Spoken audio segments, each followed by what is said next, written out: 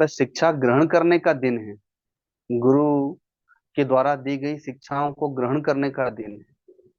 जो अभी कहा कि गुरु दक्षिणा देने का दिन, तो गुरु दक्षिणा देने का दिन का तात्पर्य होता है कि गुरु के द्वारा दी गई शिक्षाओं को धारण करना। तो सदगुरु ने जो भी बताया, और वाणी से जितना एक संत बताते हैं, सदगुरु बताते हैं ना, उससे ज्यादा तो अपने आचार विचार व्यवहार से बताते हैं। वाणी से तो विद्वान बताते हैं, कथावाचक बताते हैं, लेकिन हाँ, जो अंतरंग बातें होती हैं तो वो आचार विचार व्यवहार के साथ में और वाणी के साथ में बताई जाती है। लेकिन जो कहा जाता है ना कि गुरु का दर्शन, गुरु की सेवा से भक्त का कल्याण हो जाता है, तो उसका यही वो कारण यही है कि वह अपने आचार विचार व्यवहार से भी शिक्षा देता है। तो शिक्षक दिवस में गुरु दक्षिणा की जो बात आती है, तो वो गुरु दक्षिणा यही है कि जो भी बताया गया है, जो शिक्षाएं दी गई हैं, उसे जीवन में अपने आचरण में उतारने का प्रयत्न करें।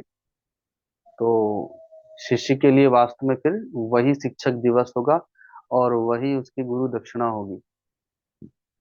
अन्यथा सुनते रहेंगे, जीवन में नहीं उतारेंगे, तो हमारे गुरुदेव हम लोगों से कहा करते हैं, जब कभी कभी डांट फटकार करके, कि तुम लोगों ने तो अपने गुरु को तोता बना लिया है। जैसे तोता होता है ना, वो बोलता रहता है, तो वैसे ही तुम लोग को अच्छा लग रहा है कि तोता बोलता है तो बच्चों को बहुत आनंद आता है। वैसे जब गुरु बोलता है तो शिष्य को भी बहुत आनंद आता है, कहता है हमारे गुरु जी तो बहुत सुंदर बोलते हैं, बहुत अच्छा लग रहा है, बहुत मीठी वाणी है।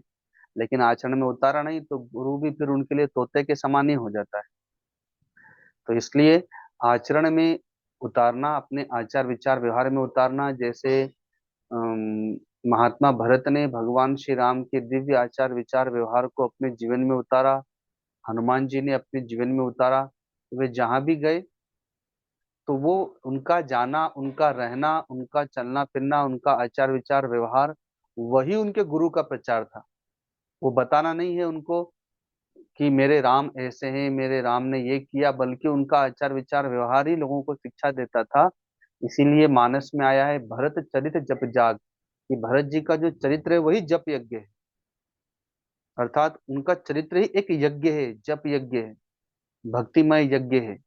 और हनुमान जी का दिव्य चरित्र तो है ही, जो आज आप हनुमान चालीसा के रूप में गाते हैं, सुंदरकांड के रूप में गाते हैं। तो भक्त का चरित्र ही तो गा रहे हैं, तो उतना चरित्र इतना दिव्य कैसे हो गया? तो उन्होंने राम जी के चरित्र को श्रवण किया, देखा, सुना, जाना और आचरण में उतारने का प्रयत्न किया।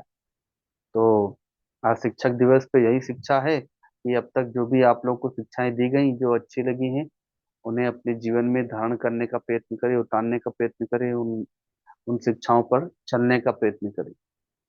तो अब यहीं पर वाणी को विराम देते हैं। सभी भक्तों को बहुत बहुत आशीर्वाद, आशीर्वाद, आशीर्वाद।